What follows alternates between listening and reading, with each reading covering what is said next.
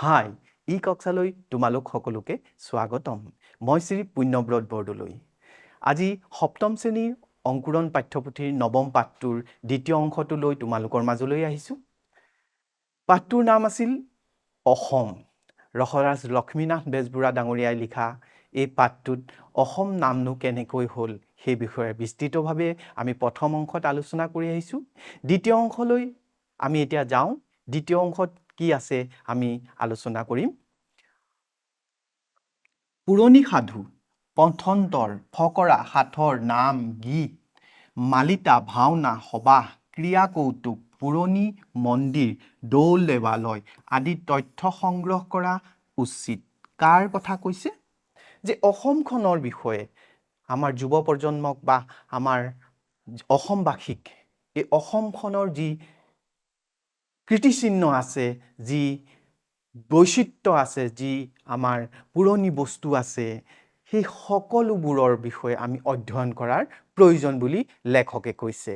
তেখেতে কৈছে পুৰণি সাধু, পথন্তৰ, ফকৰা, সাঁথৰ, নাম, গীত, মালিতা, ভাওনা, সবাহ, ক্ৰিয়া কৌতুক, পুৰণি মন্দিৰ, দৌল, দেৱালয় আদিৰ তথ্য আমি সংগ্ৰহ কৰিব লাগে। এইবোৰ সংগ্ৰহ কৰি আমি ৰাখিব লাগে, যাতে আমাৰ নৱপ্ৰজন্মই বা আগৰ প্ৰজন্মবিলাকে, ভৱিষ্যত প্ৰজন্মবিলাকে সেইবোৰ পঢ়িবলৈ পায়, সেইবোৰ জানে, বুজে, অধ্যয়ন কৰে, অনুসন্ধান কৰিব পাৰে। সেইবাবে লেখকে এনেদৰে কৈছে।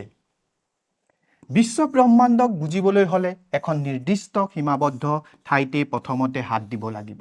গোটেই বিশ্ব ব্ৰহ্মাণ্ডখনক বুজিবলৈ যাওঁতে আমি প্ৰথমতেতো সৰু এটুকুৰা ঠাইয়ে ল'ব লাগিব। বিশ্ব ব্ৰহ্মাণ্ডখন কিমান বিশাল, সেই বিশাল বিশ্ব ব্ৰহ্মাণ্ডখন লোৱাৰ আগতে আমি এটা নিৰ্দিষ্ট সৰু ক্ষেত্ৰ ল'ব লাগিব। সেই ক্ষেত্ৰটো ল'লেহে আমি গৈ বিশ্ব ব্ৰহ্মাণ্ড পাম। প্ৰথমতে আমি বিশ্ব ব্ৰহ্মাণ্ডখন একেলগেতো আলোচনা কৰিব নোৱাৰিম, অনুসন্ধান কৰিব নোৱাৰিম। সেয়ে কৈছে অসমখন প্ৰথমতে লওঁ আমি, সৰু এটা ঠাই, সেই ঠাইখনকে লৈ আমি গোটেই বিশ্ব ব্ৰহ্মাণ্ডৰ অধ্যয়নত ব্ৰতী হওঁ। দূৰণিক ওচৰ কৰিবৰ উপায় হৈছে ওচৰৰ পৰা ক্ৰমে দূৰলৈ যোৱাৰ। দূৰণিক আমি কি কৰিবলৈ ওচৰ কৰিব লাগিব। কেনেকে? তাৰ উপায়টো দিছে ওচৰৰ পৰা ক্ৰমে দূৰলৈ যাব লাগিব। আমি তোমালোকে ধৰা যে ইয়াৰ পৰা 1 কিলোমিটাৰ দূৰত আমি যাব লাগে, দূৰ সেইটো। কিন্তু দূৰণিটো আমি কি কৰিব লাগিব? 1 কিলোমিটাৰ আগবাঢ়ি গৈ থাকিব লাগিব। প্ৰথমতে আমি 100 মিটাৰ গ'লোঁ, তাৰপিছত 200 মিটাৰ গ'লোঁ। সেই 1 কিলোমিটাৰটো কমি আহি থাকিবনে নাই? সেই কথাটোকে কৈছে। দূৰণিক ওচৰ কৰিবলৈ উপায় হৈছে ওচৰৰ পৰা ক্ৰমে দূৰলৈ যোৱা। নিজৰ ভিতৰত এটা স্বাতন্ত্য অনুভূতি নহ'লে শক্তিৰ যথাৰ্থ বিকাশ হ'ব নোৱাৰে। আমি যদি নিজৰ স্বতন্ত্ৰতা, আমাৰ নিজৰ স্বাতন্ত্য বিকাশ, আমাৰ পৰাধীন বিকাশ নহয়, স্বাধীন বিকাশ এটা নিজৰ মনত আমি উদ্ভৱ কৰিব নোৱাৰোঁ, তেতিয়া কি নহয়, আমাৰ শক্তিৰ যথোচিত কি নহয়, বিকাশ নহয় বুলি কৈছে। এই শক্তি কোনো এফালে বিকশিত হ'বলৈ আৰম্ভ কৰিলেই সি সকলো পিনেই ক্ৰমে বিকশিত হ'ব। এটা চাইডে যদি বিকশিত হ'বলৈ আৰম্ভ কৰে সেই শক্তি, তেতিয়া কি হ'ব? সকলো ফালেই, সকলো পিনেই কি হ'ব? বিকশিত হ'ব বুলি লেখকে কৈছে। তাৰপিছত কি আছে চাওঁচোন। পৰ্বতৰ ক্ষুদ্ৰ বা জুৰিৰ কথা ভবাৰ আগে নিজৰ মাতৃভূমিৰ কথা ভাবিব লাগিব। আমি বহুত ডাঙৰ চিন্তা কৰাৰ আগতে, বিশ্বৰ কথা চিন্তা কৰাৰ আগতে আমি প্ৰথমতে কাৰ কথা চিন্তা কৰিব লাগিব?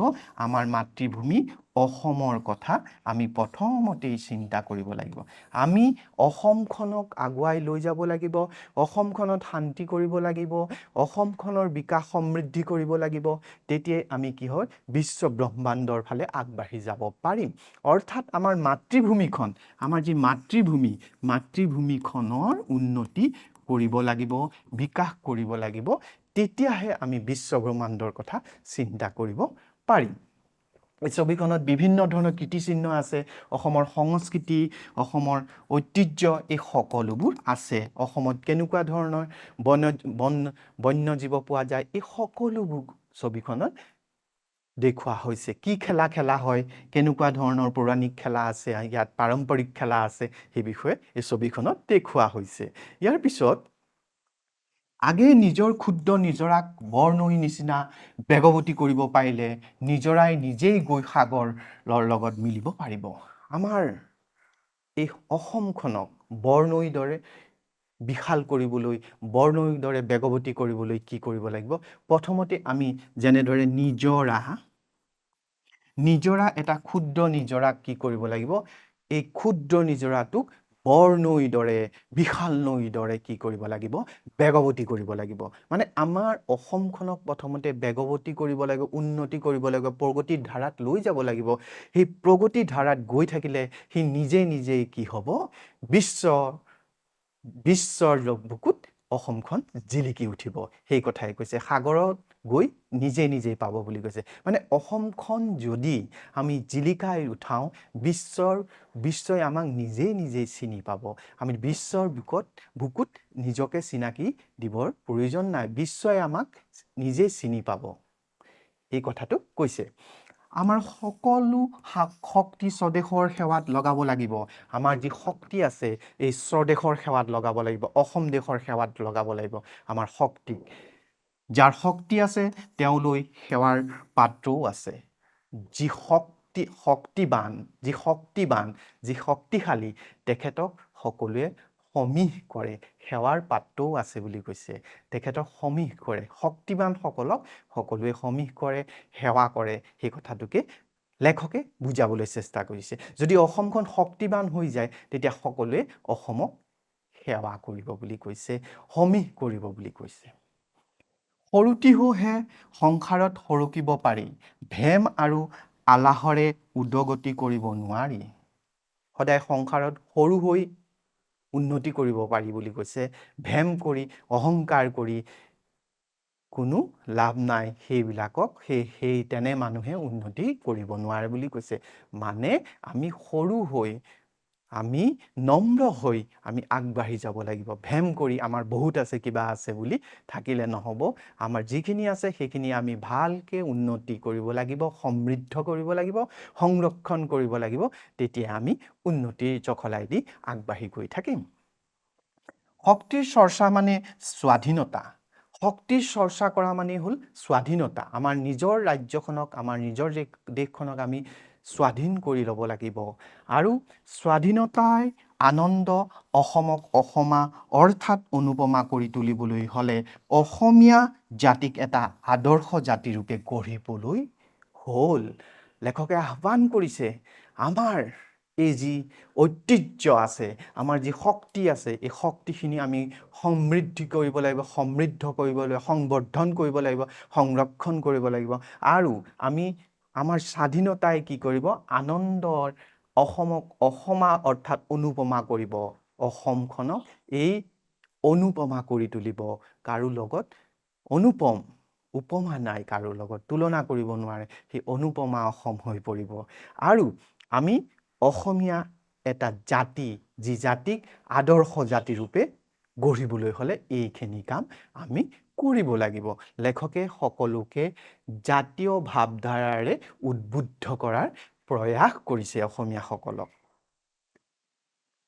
প্ৰথমতে আমাৰ ভাষা আৰু সাহিত্যৰ উন্নতি সাধন কৰিব লাগিব প্ৰথমতে আমি কি কৰিব লাগিব আমাৰ ভাষা আমাৰ সাহিত্য এইটোৰ উন্নতি সাধন কৰিব লাগিব অসমৰ উন্নতি কেনেকৈ হ'ব ভাষা সাহিত্যৰ বিকাশ কৰিব লাগিব উন্নতি কৰিব লাগিব তেতিয়া কি হৈ যাব অসমখন উন্নতিৰ ফালে আগবাঢ়ি যাব সাধাৰণ শিক্ষাৰ সুদ প্ৰবালৰূপে বুৱাই দিব লাগিব আৰু ধৰ্মনীতিৰ বিমল কিৰণেৰে গোটেইখন দেশক আলোকিত কৰিব লাগিব তাৰপিছত কি কৈছে শিক্ষাই এখন ৰাষ্ট্ৰক আগুৱাই লৈ যাব পাৰে উন্নতিৰ বুনিয়াদ বুলিও ক'ব পাৰি শিক্ষা নহ'লে কি হ'ব বিভিন্ন ধৰণৰ অসুবিধা সৃষ্টি হ'ব উন্নতিৰ জখলাত আগবঢ়াই যাবলৈ প্ৰতিগৰাকী নাগৰিকে সচেতন শিক্ষিত সাক্ষৰ হ'ব লাগিব তেতিয়াহে ৰাষ্ট্ৰখন জিলিকি উঠিব বিশ্বৰ বুকুত বা দেশ এখন ৰাজ্য এখন সেয়েহে কৈছে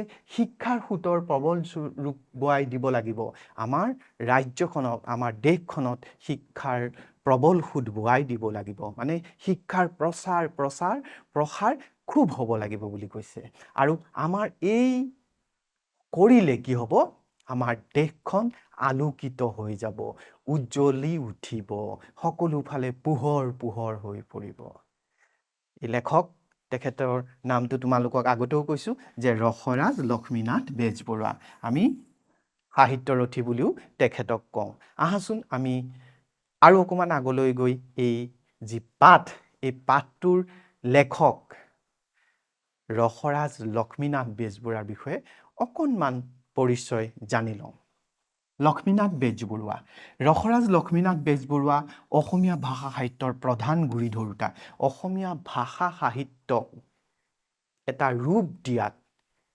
গুৰি ধৰোঁতা বুলি কাক কৈছে লক্ষ্মীনাথ বেজবৰুৱা ডাঙৰীয়াক তেখেতে কবিতা উপন্যাস চুটিগল্প নাটক ৰস ৰচনা জীৱনী আদি সাহিত্যৰ সকলো বিষয়তে প্ৰচুৰ অৰিহণা যোগাই গৈছে অসমীয়া সাহিত্যৰ বিভিন্ন ক্ষেত্ৰখন তেখেতে কি কৰি গৈছে জীৱনী লিখিছে চুটিগল্প লিখিছে নাটক লিখিছে কবিতা লিখিছে উপন্যাস লিখিছে ৰস ৰচনা লিখিছে এই সকলো ক্ষেত্ৰতে তেখেতে কি কৰিছে অৱদান অৰিহণা যোগাই গৈছে তেখেতৰ ৰচনাসমূহৰ ভিতৰত কবিতা পুথি দমকলি উপন্যাস পদুম কুঁৱৰী চুটিগল্প সুৰভি কেহুকলি শিশু সাহিত্য সাধু কথাৰ কুকি জোনবিৰি জুনুকা বুঢ়ী আই সাধু ককা দেউতা আৰু নাতি ল'ৰা আদিয়ে প্ৰধান ইয়াৰ ভিতৰত আমি তেখেতৰ এখন কিতাপ সকলোৱে তোমালোক নিশ্চয় সৰু ছাত্ৰ ছাত্ৰী তোমালোকে পঢ়িছা যে বুঢ়ী আই সাধুখন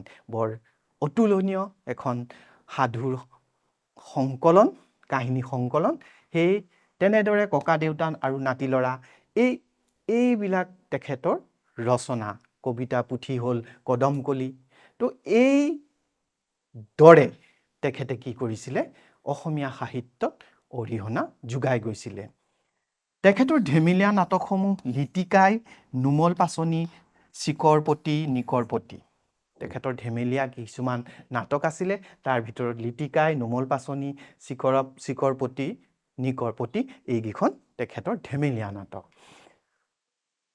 তেখেতে বুৰঞ্জীমূলক নাট জীৱনী আত্মজীৱনী লিখাৰ উপৰিও কৃপাপৰ বৰুৱাৰ কাকতৰ টোপোলা কৃপাপৰ বৰুৱাৰ উভুতনি বৰবৰুৱাৰ ভাৱৰ বুৰবুৰণি বৰবৰুৱাৰ বুলনি আদি লিখি থৈ গৈছে এইখিনি তেখেতে আৰু কিতাপ লিখিছে বহু সাহিত্যৰ তেখেতে অৰিহণা অসমীয়া সাহিত্যলৈ যোগাই গৈছে তেখেতে লিখাসমূহত হাঁহিৰ চলেৰে অসমীয়া মানুহৰ স্বভাৱ দুখ ক্ৰুটিবিলাক আঙুলিয়াই দেখুৱাইছে তেখেতে লিখনিৰ